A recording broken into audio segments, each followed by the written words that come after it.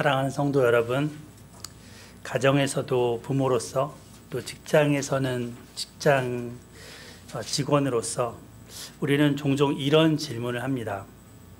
내가 옳은 결정을 내릴 수 있을까? 공정함과 자비로움 사이에서 어떻게 균형을 잡아야 할까? 이런 고민 혹시 해보신 적 없나요? 성경에 나오는 이 다윗도 예외는 아니었습니다. 오늘 본문 사무엘하 21장과 24장을 같이 살펴볼 건데, 여기에는 다윗 시기에 있었던 두 가지 사건, 두 가지 뼈아픈 사건을 다루고 있습니다. 첫 번째는 3년 동안 지속된 기근을 이야기하고 있고, 두 번째는 인구조사가 시행된 다음에 이루어지는 하나님의 심판, 전염병 재앙입니다. 이 사건들을 통해서 우리는 하나님의 공의와 자비가 어떻게 만나는지, 또 이것이 어떻게 아름답게 조화가 이루어지는지 볼 것입니다. 그래서 제목을 이렇게 잡았습니다. 같이 읽어보시죠. 시작. 공의와 자비가 만나는 자리. 네. 아까 목도 시간에도 제가 시편 85편을 읽었는데요. 거기에도 인애와 진리가 함께 만난다라는 표현이 나옵니다. 오늘 말씀을 통해 우리 삶에서도 우리 하나님의 공의가, 또 하나님의 자비가 어떻게 이루어지는지, 또 우리는 그 안에서 어떻게 살아가야 되는지를 배울 수 있기를 소망합니다. 아멘. 예. 먼저 사무엘하 21장 1절 말씀을 같이 다시 한번 읽어보겠습니다. 시작. 다윗의 시대에 해를 거듭하여 3년 기근이 있으므로 다윗이 여호와 앞에 간구하매 여호와께서 이르시되 이는 사울과 피를 흘린 그의 집으로 말미암음이니 그가 기브온 사람을 죽였음이니라 하시니라. 다윗 왕 시대에 3년 동안 기근이 있었다고 합니다. 극심한 기근인데요. 한 해만 기근이 있어도 힘든데 그 다음에도 기근, 그리고 그 다음에도 기근. 기근은 뭡니까? 비가 안 오는 거죠. 비가 안 오니까 곡식도 자라지 않습니다. 비가 안 오니까 먹을 물도 없습니다. 선왕이 다스리는 통치기인데 하나님의 마음에 합한 사람 다윗의 시기인데 이런 어려움이 있습니다. 예. 백성들은 고통받았습니다. 근데 여기 보면은 해를 거듭하여 3년 기근이 있으므로 그 후에야 다윗이 여호와 하나님께 간구했습니다. 처음에는 아마 자연현상으로 여겼을 수도 있습니다. 그리고 여러 해결책을 찾았을 수도 있습니다. 그런데 1년이 가고 2년이 가고 3년째 되니까 이거는 심상치 않은 하나님께서 하시는 뭔가 사인이다. 하나님께 그래서 여기 기도한 거죠. 예. 하나님은 답변하시는데 이는 사울과 피를 흘린 집으로 말미암음이니 그가 기브온 사람을 죽였음이니라. 이렇게 대답하십니다. 그러니까 다윗 때가 아니고 다윗 이전의 왕 사울 때의 원인을 가지고 지금 다윗 때에 그거를 묻고 있는 거죠. 물으려면 그때 물으시지. 이제 와서.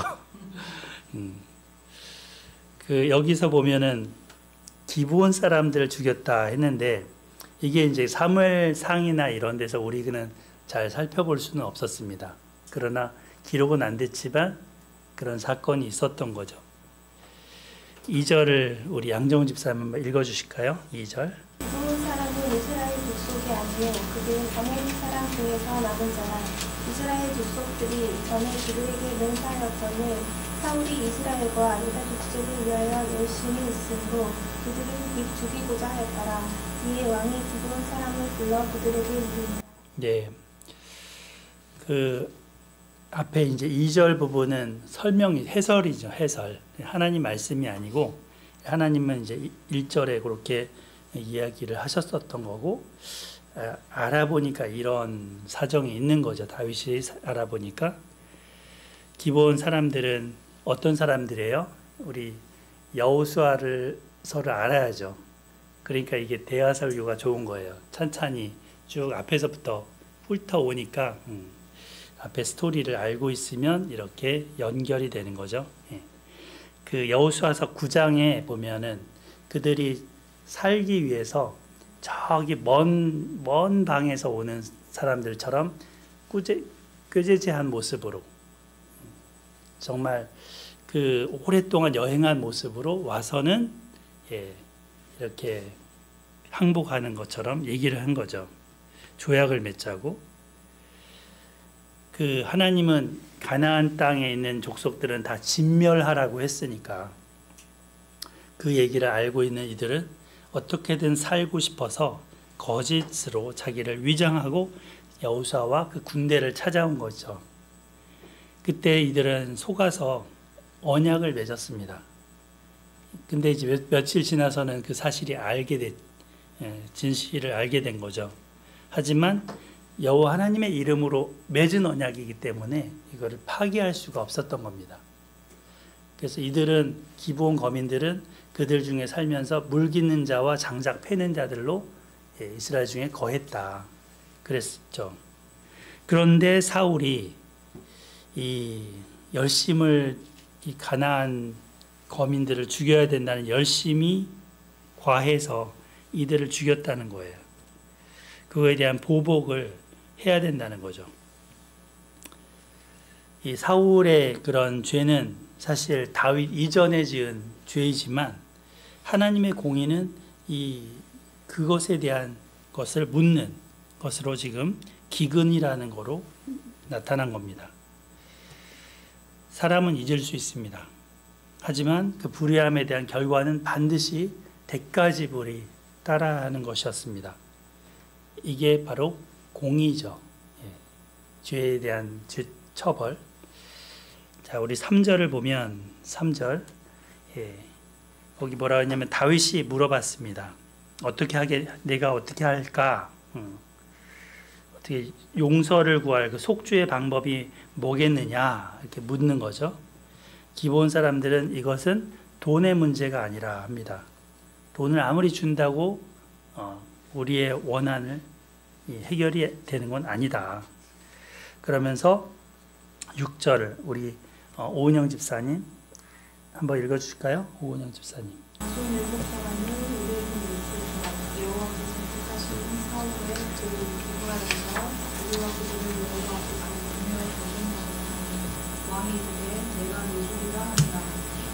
네, 감사합니다. 여기 족보를 잠깐 한번 보세요. 지도가 좀 복잡한데 이게 사울의 족보입니다. 사울이 다윗보다는 그래도 첩이나 부인이 적었어요. 여하튼 첩이 있었는데 그 첩의 이름이 리스바죠. 그 리스바가 사이에서 낳은 아들이 둘이 있습니다. 알모니와 무비보셋이라고 되어 있는데 셋. 그리고 또 저기 사울에게는 딸들이 있죠. 미갈과 또 메랍이 있는데 그 메랍의 자식이 또 아들이 5이 있었답니다. 그러니까 저기 요나단의 아들도 무비보셋이지만 이름이 같아요. 근데 저 사람은 빼고 이렇게 해서 7명을 내어주게 되는 거죠. 사울의 자손 7명. 근데 그 앞에 그 내어줄 때 보면 5절에 보면 왕께 아뢰되 우리를 학살하였고 누구의 자손인지를 명시하고 있어요. 우리를 학살하였고 우리를 멸하여 이스라엘 영토 내에 머물지 못하게 하려고 모해한 사람. 그러니까 이 사람의 자손들은 우리가 대가로 그 사람의 대가에 대한 처벌로 해야 되겠다. 마음을 먹은 거에 대해서 이렇게 내준 겁니다. 사실은 이거는 오늘날도 보면, 오늘날도 이렇게 한다고 하면 정말 끔찍할 것 같아요. 이게 예를 들어 뭐 조선시대라면 모를까, 가문의 삼족을 멸한다, 뭐 그런 것이 있었다면 모를까. 근데 이제 과거에는 이런 문화가 있었습니다. 피해 복수라는 게. 그래서 어떤 공의를 세우는 일반적인 방법으로 이런 것이 있었는데, 다윗은 기브온 족속의 요구를 수용을 했죠. 그리고 그 7명의 아들을 내줬는데, 여기 보면은 그들을 이제 넘겼다. 7명이 동시에 결국에는 목매달아서 동시에 죽었다 했습니다. 근데 그 죽은 때가 곡식 베는 날 곧 보리를 베기 시작하는 때더라 했습니다. 이때는 언제냐면 6월절 다음에 바로 이어서 무교절 시작하죠. 무교절이 있는 그 주일 안식일 다음 날이 초실절이에요. 그러니까 초실절이 바로 이 뭐예요? 보리를 베기 시작하는 때입니다. 그러니까 그때부터 시작해서 언제까지 이제 쭉 나오게 되냐면 그 시체들에게 비가 내리기 때까지 이런 얘기가 나오는데, 그 부분도 한번 유심히 한번 보시면 좋겠습니다. 이렇게 해서 그들이 달렸습니다. 근데 이걸 한번 하나님이 이걸 원할 건가 한번 생각을 해보겠습니다. 신명기에 모세가 한 말이 24장 16절이 있는데, 우리 서인자매님 한번 24장 16절 찾아서 한번 읽어주실래요? 신명기 24장 16절.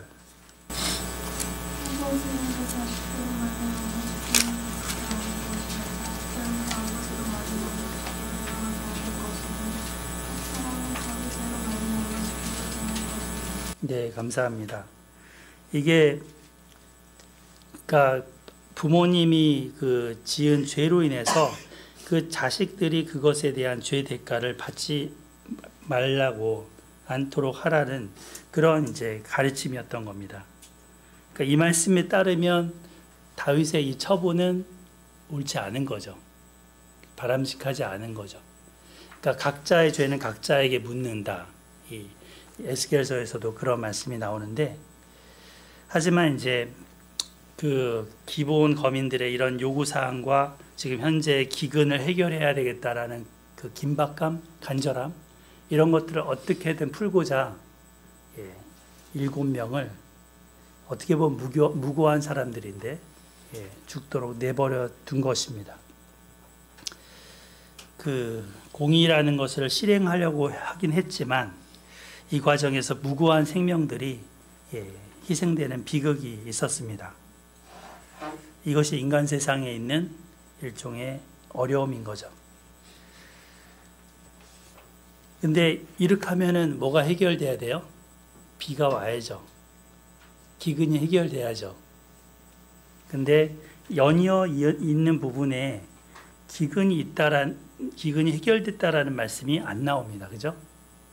그 연이어 있는 부분은 리스바라는 여인의 그런 항변하는 그런 장면으로 이어집니다. 자, 이어서 계속해서 보겠습니다.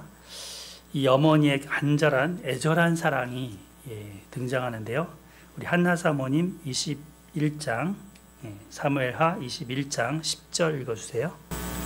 아야의 딸 리스바가 굵은 벼를 가져다가 자기를 위하여 다윗 위에 펴고 곡식 베기 시작할 때부터 하늘에서 비가 시체에 쏟아지기까지 그 시체에 낮에는 공중의 새가 앉지 못하게 하고 밤에는 들짐승이 범하지 못하게 한지라. 네, 이 아야의 딸 리스바는 사울의 첩이었는데 옛날에 그 아브넬이었나요? 그 사람하고 이렇게 그 사람이 범하려고 해갖고 막 어려움이 있었던 그 여인이에요. 바로 그 여인인데, 이 여인이 두 아들이 처형되는 것을 겪었습니다. 자식이 죽으면은 부모는 그 자식을 어디에 묻는데요? 가슴에 묻는다고 하잖아요. 예. 이 여인은 처형된 그 아들들의 시신을 부여안고 공중의 새와 그 들짐승으로부터 물어뜯기지 않도록, 그 시체가 물어뜯기지 않도록 이렇게 쫓아내면서 지켰습니다. 언제까지 했냐면 곡식배기 시작할 때부터, 아까 거기에 보리배기 시작하는 때더라 나왔었죠. 그때부터 하늘에서 비가 시체에 쏟아지기까지라고 했습니다. 성경학자들은 이 시기를, 하늘에서 비는 보통 늦은 비, 이른 비 할 때, 이른 비가 보통 10월쯤 내리거든요. 그래서 4월부터 한 10월 따지면 6개월 정도를 이렇게 얘기하는 거다라고 해석하기도 합니다. 근데 명확하지 않아요. 저는 사실 그것보다는 하늘에서 비가 내렸다라는 게 더 여기서는 초점이라고 봅니다. 기근은 뭐예요? 비가 안 내리는 거거든요.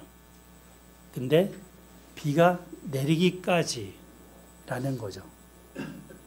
이 여인이 이런 행동을 하면서 결국 비가 내리게 됐다는 겁니다. 그 여인은 그 자리를 떠나지 않았습니다. 그 자리를 지켰습니다. 리스바는 그 뜨거운 태양볕 아래서 새들을 쫓아냈고 추운 밤 공기를 맞으면서 들짐승을 쫓아냈습니다. 그리고 자식의 그 시신을 지켰습니다. 이 여인의 이 모성애가 아들들의 죽음에 대한 그 무언의 다윗을 향한 항변일 수 있습니다. 단순히 그 모성애를 넘어서서 인간의 존엄성이 사라진 것에 대한 안타까운 마음을 표현하신 것이고, 또 자비가 필요하다는 것을 요청하는 행동이었습니다. 기본 거민들도 사울처럼, 사울에게 해당되는 것처럼 똑같이 무자비했습니다. 그러나 그 무자비를 넘어서서 자비를 요청하는 거죠. 사무엘하 21장 거기 11, 12절을 우리 이은영 권사님 읽어주실까요? 11, 12절. 이에 아야의 딸 사울의 첩 미스바가 행한 일이 다윗에게 알려지매 다윗이 가서 사울의 뼈와 그의 아들 요나단의 뼈를 길르앗 야베스 사람에게서 가져가니 이는 전에 블레셋 사람들이 사울을 길보아에서 죽여 블레셋 사람들이 벳산 거리에 매단 것을 그들이 가만히 가져온 것이라. 네, 감사합니다. 여기 이 11절에 보면 다윗에게 알려짐에 12절에 다윗이 가서라고 나오죠. 그러니까 이 리스바의 행동이 다윗의 마음을 움직였습니다. 다윗의 몸을 움직였습니다. 그리고 그 배경이 이제 뒤에 앞에 나왔는데, 여기 벳산은 이 옆쪽에 보면 그 길보아산이라고 보이시죠? 그 옆에 벳산이라는 지명이 보일 겁니다. 거기에 원래 그 성벽에 못 박아서 사울과 요나단과 그 아들들의 시신을 이렇게 못 박았었거든요, 블레셋 사람들이. 그런데 이쪽 오른쪽 요단강 동편의 야베스 사람들은 사울에게 신세를 졌던 사람들이잖아요. 사울 초기 왕 때 그 막 암논의 나하스가 눈 뽑아버리겠다고 위협할 때 화가 나서 대신 싸우자 와갖고 도와줬으니까, 그것에 대한 보답으로 이 시신을 다져다가 자기들 있는 곳에 이렇게 장사를 지냈던 겁니다.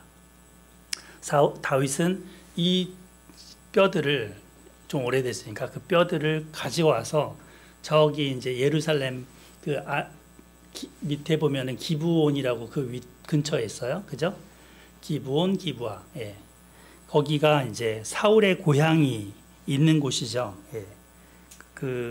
거기에 보면 기브아, 거기에다가 이제 가져와서 7명의 뼈들하고 이 2명의 이제 뼈들하고 합해서 장사를 지어준 겁니다.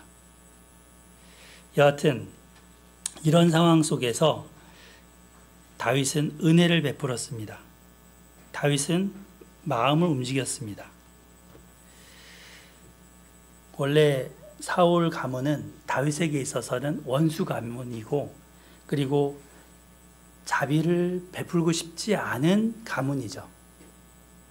그런데 이 사건들을 겪으면서 자비를 배웁니다.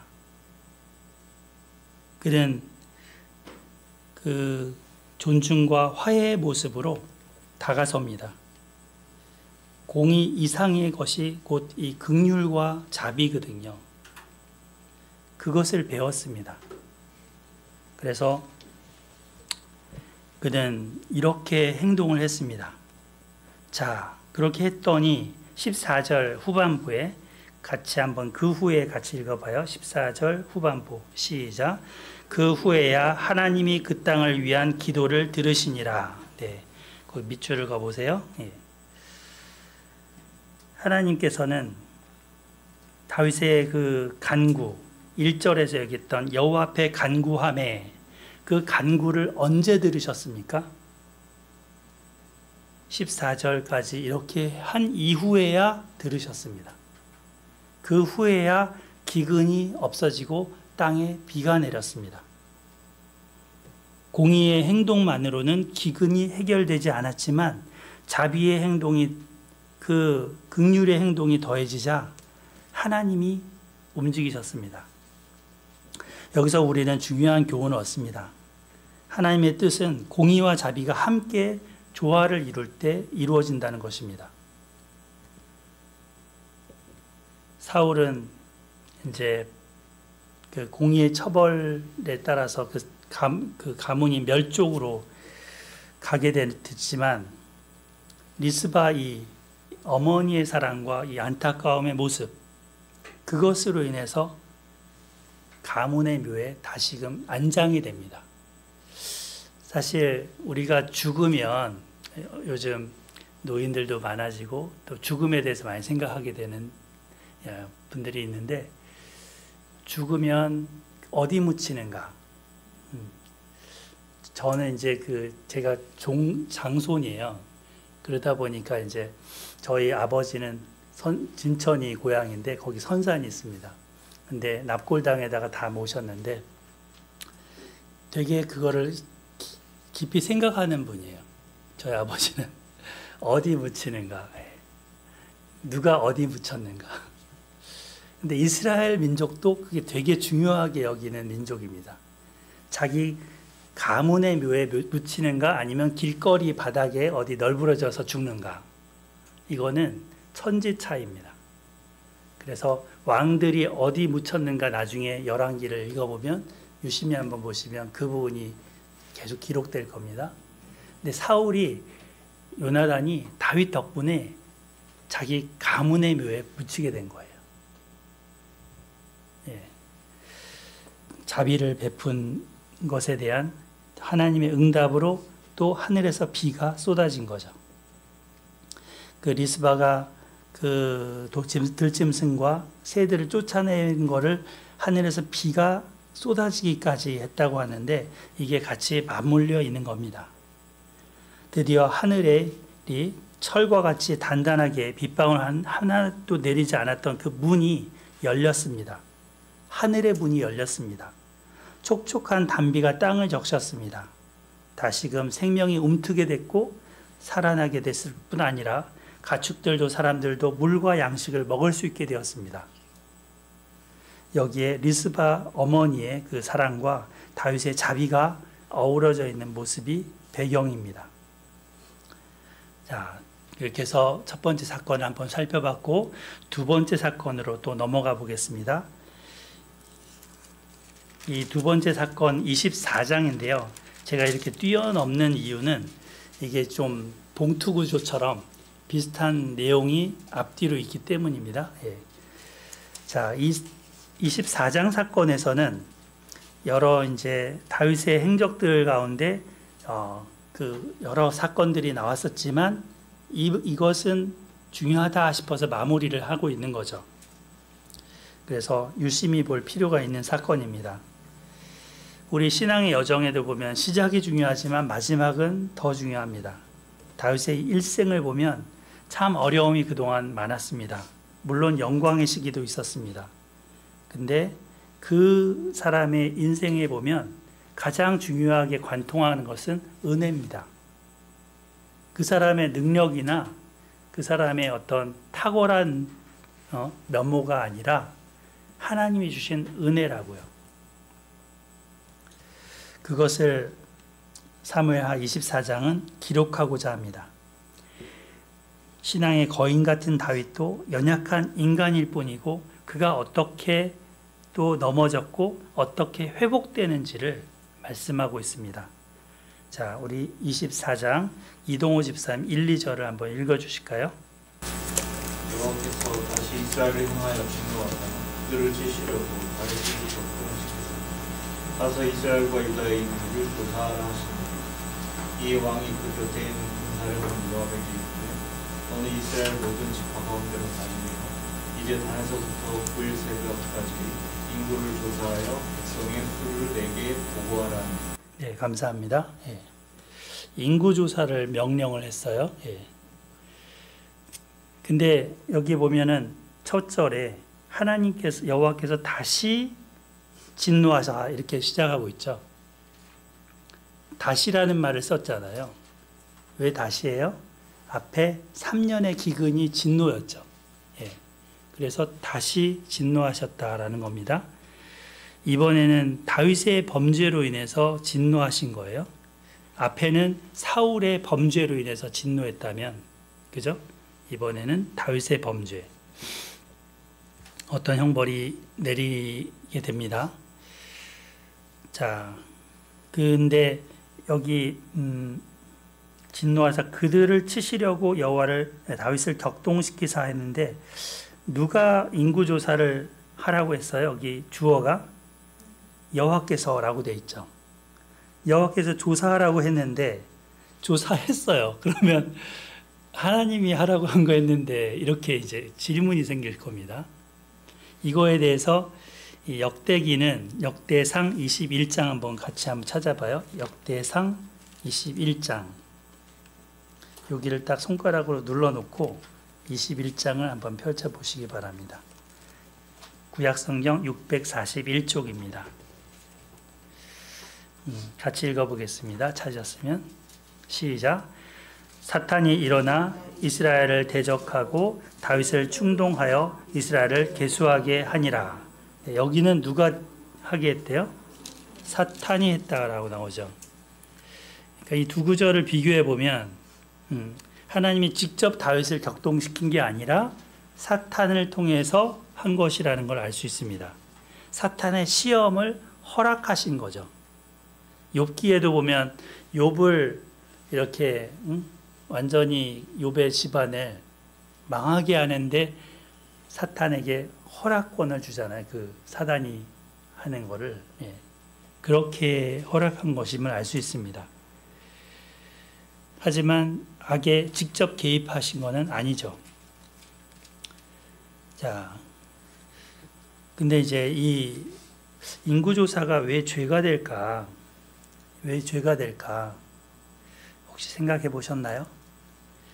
예, 성경 이곳저곳을 오늘 찾아보는데 여기 보면은 출애굽기 30장 12절에서 16절을 써놨는데요. 거기는 뭐가 있냐면 인구조사를 하라고 하나님이 하시는 부분인데 성전 세겔 있죠. 반세겔씩을 사람마다 다 거두게 해서 그것으로 속전을 내게 하라는 말씀이 나와요. 자, 그러면은 사람 수를 다 세야 얼마 이 금액이 나오고 그것으로 이렇게 하잖아요. 그게 인구조사인 거예요. 예. 그래서 그 생명을 대속하는 용도로 인구조사를 시키는 거는 있는데 다윗의 의도는 그게 아니라는 겁니다. 다윗의 이 인구조사의 목적은 그게 아니라는 겁니다. 왜냐하면 3절을 보시면 우리 이우승 집사님 읽어주실까요? 24장 3절 사무엘하 24장 3절 요압이 왕께 아뢰되 이 백성이 얼마든지 왕이 하나님 여호와께서 100배나 더하게 하사 내 주 왕의 눈으로 보게 하시기를 원하나이다. 그런데 내 주 왕은 어찌하여 이런 일을 기뻐하시나이까 하되. 네, 요압이 지금 반발하고 있죠. 네. 요압답습니다. 왕에게 들이받는. 네, 여기서 요압이 얘기하는 걸 보면 100배나 더하게 하사 이렇게 나오는데 일종의 어떤 군사적인 목적이 있는 거죠. 다윗의 인구조사의 목적이 군사적인 힘을, 정치적인 그런 힘을 재려고 하는 의도로 인구조사를 시켰다는 겁니다. 그러니까 그런 거 안 해도 하나님이 다 승리하게 하시고 어디든 가든 다윗이 승리하게 해오셨지 않냐. 그런데 왜 이런 일들을 시키시느냐라고 하는 거죠. 이 일은 영적으로 위험한 일입니다 라는 겁니다. 다윗은 병력과 국민의 그 수를 세보려고 한 건데 이 행동의 동기는 교만입니다. 다윗은 자기 왕국이 얼마나 강한지 군사력이 얼마나 되는지를 확인하고 싶었습니다. 하나님보다도 그 숫자와 군대의 힘을 의지하려는 유혹을 받은 겁니다. 그러면 돼요, 안 돼요? 안 되죠. 네. 그러니까 그러면서도 뜻을 안 굽혀요. 예. 자, 여기 보세요. 예. 오늘날 시대도 어때요? 숫자라는 거. 오늘날도 그 모든 걸 숫자화하는 경향이 있고 그 숫자에 대해서 굉장히 올인하는 그런 마음이 있는 시대입니다. 예.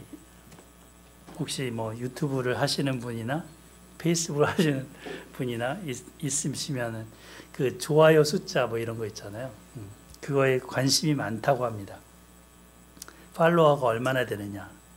예. 조댓구알 이렇게 하는데 좋아요, 댓글, 그 다음에 구독, 알림. 네, 조댓구알 뭐 해달라고. 그만큼 이 숫자에 예민해지는 거죠. 교회도 교인 수가 얼마나 되는지, 헌금의 액수는 얼마인지 목사님들이 만나면 그런 거 물어봐요. 예. 요즘 대선 전국에도 보면 여론조사에 이 사람 후보냐 저 사람 후보냐의 숫자가 어디가 더 높으냐 거기에 관심이 올인되어 있습니다.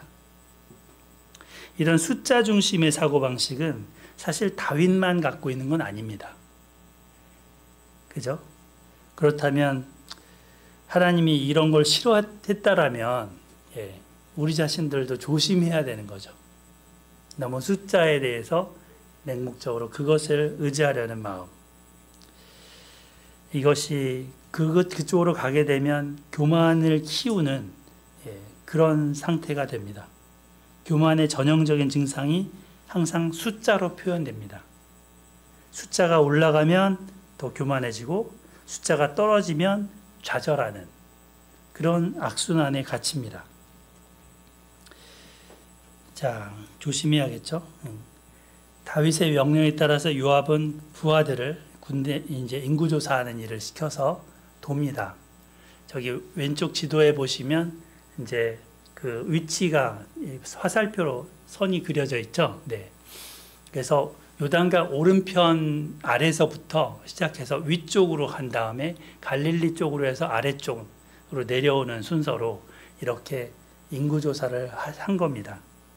여기 뭐 자세하게 24장에 보면 5절부터 나오는데 요단을 건너서 그 갓지파가 있는 골짜기 가운데 성읍 아로엘이라는 곳에 장막을 쳤다.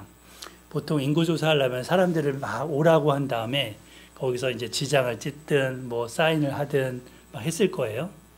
그렇게 해서 이제 사람 수를 세고 했던 겁니다. 그리고 6절에 보면 길르앗으로 갔다 그랬죠. 그 길르앗은 더 위쪽이에요. 다팀 후시 땅에 이르고 또 다나얀이라는 곳에 이르고 시돈을 돌아서 이제 두로라는 곳은 건너편이죠. 저기 그 지중해 쪽에 거기에 성에 이르고 히윗 사람, 가나안 사람 모든 성읍에 이르고 유다 남쪽으로 이제 내려옵니다. 브엘세바까지. 대충 그림이 그려지시죠? 이렇게 해서 인구 조사를 합니다. 얼마나 걸렸대요? 우리 변은미 권사님 읽어주실까요? 8절, 9절. 그들 무리가 국내를 두루 돌아 9달 20날 만에 예루살렘에 이르러 요압이 백성의 수로 함께 보고하니 곧 이스라엘에서 칼을 뺀 담대한 자가 80만 명이요 유다 사람이 50만 명. 네, 감사합니다. 거의 한 10달 가까이 걸린 거예요. 상당히 오랜 기간이 걸렸습니다.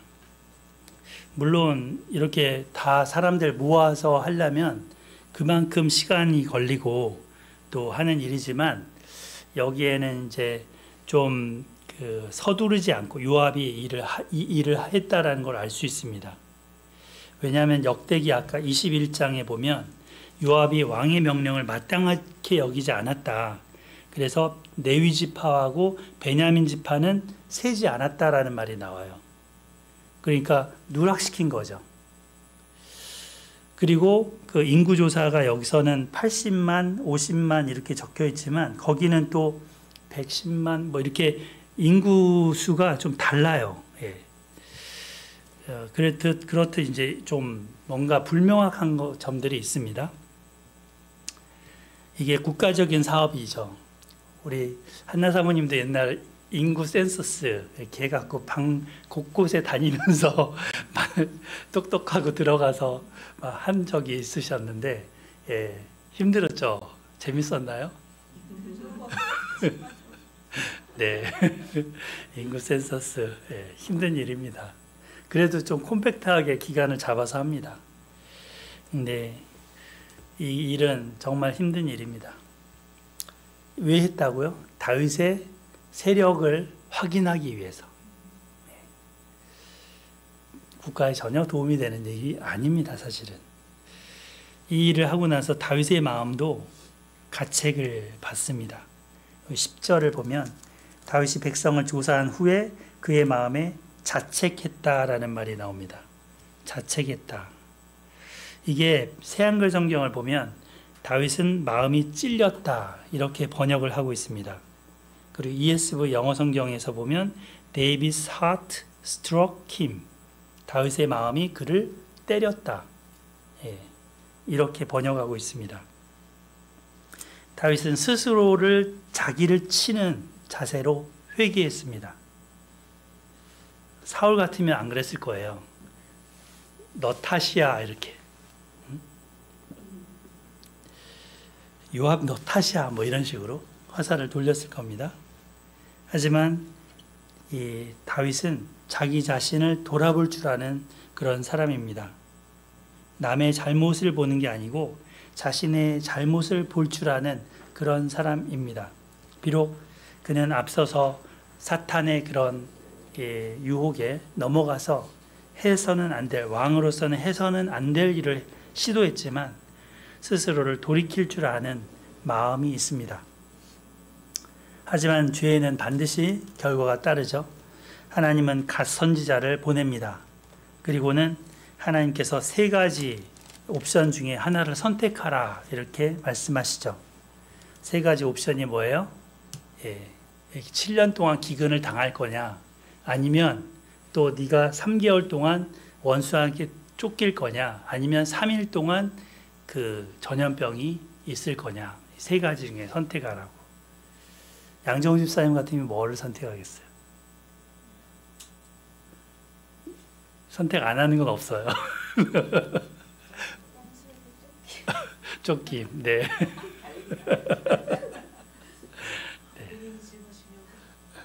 다윗은 근데 많이 쫓겨다녔죠. 사울한테도 쫓겨다녔고 압살롬한테도 쫓겨다녔고 쫓겨다니는 거 지긋지긋하죠. 그리고 기근 앞서 3년을 겪어봤잖아요. 얼마나 힘든지 알죠. 그래도 3일이니까 짧으니까 짧고 굵게 네, 전염병으로. 근데 전염병이라는 말은 안 하고요. 여기서 뭐라고 합니까? 내가 고통 중에 있도다. 청하건대 우리가 여호와의 손에 떨어지게 하소서. 그의 긍휼이 크심이니이다. 내가 사람의 손에 떨어지기를 원하지 아니하나이다. 이렇게 대답합니다. 사람의 원수에게 쫓기는 것이든 이런 것보다는 하나님께 당하는 받겠다. 매를 맞아도 하나님의 손에 맞겠다 합니다. 왜? 하나님이 긍휼이 있다라는 것을, 긍휼이 크다라는 것을 근거로 들고 있죠. 여하튼 하나님은 전염병을 내리십니다. 하루에 몇만 명이 죽었대요? 7만 명이나 죽었답니다. 자, 16절을 우리 같이 읽어봐요. 16절 시작. 천사가 예루살렘을 향하여 그의 손을 들어 멸하려 하더니 여호와께서 이 재앙을 내리심을 뉘우치사 백성을 멸하는 천사에게 이르시되 족하다 이제는 네 손을 거두라 하시니 여호와의 사자가 여부스 사람 아라우나의 타작마당에 있는지라. 네. 족하다 하십니다. 진노 중이었지만 긍휼을 잊지 않으셨습니다. 다윗이 그렇게 바랐던 긍휼이 크신 하나님이 찾아오셨습니다. 멸망의 천사를 다윗이 봤을 때 다윗은 기도했습니다. 하나님, 저는 범죄했습니다. 악을 행한 것은 저인데 이 양무리들은 무엇을 행하였습니까? 청하건대 주의 손으로 나와 내 아버지의 집을 쳐주세요. 제가 달게 받겠습니다. 하나님께 자신을 징계해달라고, 백성들을 살려달라고 기도합니다. 네. 그래서 하나님이 갓선지자를 통해서 그 제시해 주신 것은 이 아라우나의 타작마당에 이제 제단을 쌓고 하나님께 속죄 제를 드리라 하는 거였죠. 그래서 뒷부분은 이 아라우나의 타작마당을 50세겔에 사고 거기서 번제와 화목제를 드리는 부분입니다. 자, 우리 25절 같이 읽어봐요. 시작. 그곳에서 여호와를 위하여 제단을 쌓고 번제와 화목제를 드렸더니 이에 여호와께서 그 땅을 위한 기도를 들으심에 이스라엘에서에게 내리는 재앙이 그쳤더라. 거기도 밑줄 그어주세요. 여호와께서 그 땅을 위한 기도를 들으심에. 아까도 비슷한 구절이 나왔었죠. 예. 그 동일한 비슷한 내용입니다. 다윗의 회개와 희생제사를 통해서 전염병이 멈췄습니다. 하나님이 다윗의 회개를 받으셨습니다. 그리고 자비를 베푸셨습니다. 공의 가운데 긍휼을 베푸셨습니다. 이 두 사건을 비교하면서 몇 가지를 한번 살펴보겠습니다. 중요한 공통점을 발견할 수 있는데요. 첫째는 죄는 반드시 결과를 가져온다는 것입니다. 사울의 언약 파기로 인한 결과도 있었고 다윗의 교만으로 인한 결과도 있었습니다. 그로 인해서 겪는 것은 백성들이 받은 고통인데요. 그 통치기에 백성들이 신음하게 됩니다. 그래서 지도자를 잘 뽑아야 되는 것 같아요. 그죠? 자, 둘째는 하나님의 공의는 죄에 대한 응답을 요구합니다. 그래서 언약을 어긴 죄에 대해서는 그것이 교만의 죄였든 어떤 죄였든 의로운 심판을 받게 된다는 것입니다. 하지만 하나님은 이 공의로 그냥 끝나지 않습니다. 공의와 함께 뭐가 있어요? 긍휼, 자비가 있으시죠. 그래서 이 리스바의 그런 어머니로서의 사랑, 그리고 다윗의 화해가 따르자 하나님이 긍휼을 베푸셨고, 전염병 사건에서도 다윗이 회개하면서 뉘우치자 긍휼을 또 인한 속죄의 제사로 그 통로를 열어주셨습니다. 마지막으로 진정한 치유는 어디서 옵니까? 하나님을 만나고 새롭게 대하지 치유가 되는 거죠. 화목제와 속죄제를 드리면서 하나님과 다시 화평의 관계를 맺어야 되는 겁니다. 우리도 죄에 대해서 어떻게 해야 되겠습니까? 그 죄에 대해서 민감해야 되겠죠. 사실 우리도 다윗처럼 얼마든지 사탄에게 미혹되거나 유혹될 수 있습니다. 판단을 잘못할 수 있습니다. 근데 내가 판단을 잘못하면 나 하나만 잘못되면 괜찮은데 내 주변이 영향을 받는 거예요. 예. 그게 내 아내가 됐건 자녀가 됐건, 그죠? 그러므로 더 깨어서 살아야 되는 거죠. 참 많은 시간 낭비를 했습니다. 다윗이 10개월이라는 기간 동안 많은 시간 낭비를 했습니다. 영적 소진을 했습니다. 우리도 이렇게 되지 않기 위해서는 깨어 있어야 합니다. 그리고 두 번째는 공의만큼이나 자비가 중요하다는 겁니다. 뭐가 옳고 그르다 이거 분별하는 건 너무나 중요하죠. 하지만 더 중요한 거는 사랑과 긍휼이 또 중요하다는 거예요. 옛날 다녔던 교회 한 목사님은 자녀가 5입니다. 근데 잘못을 하면 한나야 이리 와 그래서 따로 방에 데리고 들어가서 회초리를 드십니다. 그리고 회초리를 들기 전에 일단 네가 뭐를 잘못했는지 사실 확인을 합니다. 그래서 애가 동의하고 회초리를 맞도록 그렇게 한 다음에 때리고 나서 엉엉 울잖아요. 그리고 나서 안고 기도를 해준다고 합니다. 그냥 회초리만 때리고 끝내면 공이죠. 하지만 안고 기도해주면서 품는 것은 긍휼이요 사랑입니다. 하나님은 때리기만 하지 않습니다. 자비와 긍휼이 있습니다. 회복의 소망이 선지서에도 따라갑니다. 우리 사회도 정의만 외치면서 자비를 잃어버리면 또 반대로 자비만 강조하면서 정의를 무시하면 이것은 깨지는 겁니다. 마지막으로 우리 미가서 6장 8절 말씀 읽고 마무리하겠습니다. 미가서 6장 8절 호율 암 미 옵연 미나 이렇게 되죠. 미가서 6장 8절 찾으셨을까요? 네. 여기 화면 보셔도 됩니다. 6장 8절 같이 한번 읽어보겠습니다. 시작. 사람아 주께서 선한 것이 무엇을 네게 보이셨나니 여호와께서 네게 구하시는 것은 오직 정의를 행하며 인자를 사랑하며 겸손하게 네 하나님과 함께 행하는 것이 아니냐. 아멘. 여기 새한글 성경으로 좀 더 쉽게 풀어놔서 같이 담아왔는데요. 여호와께서 그대에게 알려주셨습니다. 사람이여 무엇이 좋은지를, 여호와께서 그대한테서 무엇을 찾으시는지를, 다만 정의를 행동으로 옮기는 것과 한결같은 사랑을 즐겨 베푸는 것과 겸허히 그대의 하나님과 함께 살아가는 것입니다. 아멘. 여기 미가가 외치는 이 구절도 보면 공의와 자비 그리고 정의와 사랑 이게 같이 나오는 거죠. 그리고 하나님과 동행하는 것. 그래서 우리의 삶에도 이러한 삶이 뒤따르기를 소망합니다. 두 사건 가운데 하나님의 그 구원 계획을 또 우리는 보았습니다. 이 아라우나의 타작마당이 어느 장소냐면 나중에 솔로몬 성전이 세워지는 장소고 그 장소에 바로 또 뭐예요? 그 이전에 아브라함 때 이삭을 번제로 바쳤던 모리아산의 위치이기도 하고요. 거기가 또 이 예루살렘에 예수님이 죽으시잖아요. 그래서 이 장소는 곧 이 예배의 장소가 되고 또 예수님의 희생의 장소가 됩니다.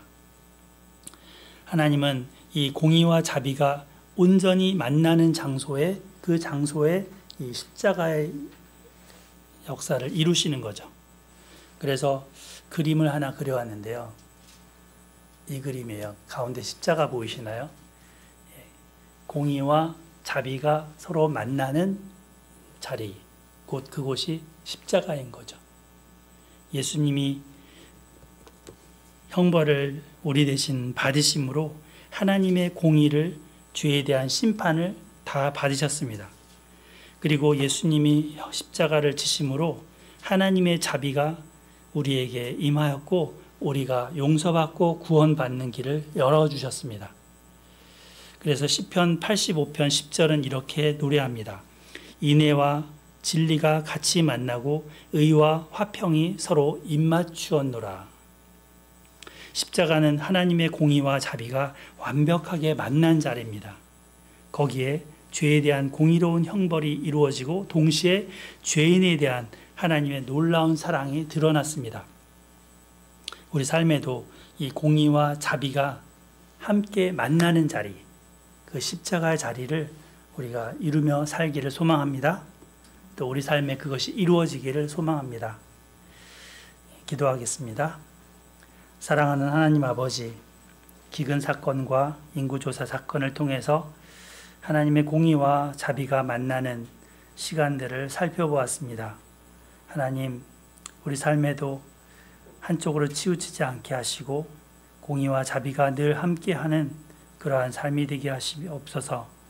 우리 또 자녀 양육에 있어서나 우리가 회사에서 일을 하는 거나 가정생활에서나 어느 때나 이 공의와 자비가 이루어지는 삶이 되기를 기도합니다. 또 자칫 사탄에게 미혹되는 일이 없게 하시고 늘 깨어 있어서 죄에 대한 경각심을 갖고 살아가게 하여 주시옵소서. 감사하고 우리를 위해서 공의와 자비의 모든 표적이 되신 예수 그리스도의 이름으로 기도드렸습니다. 아멘.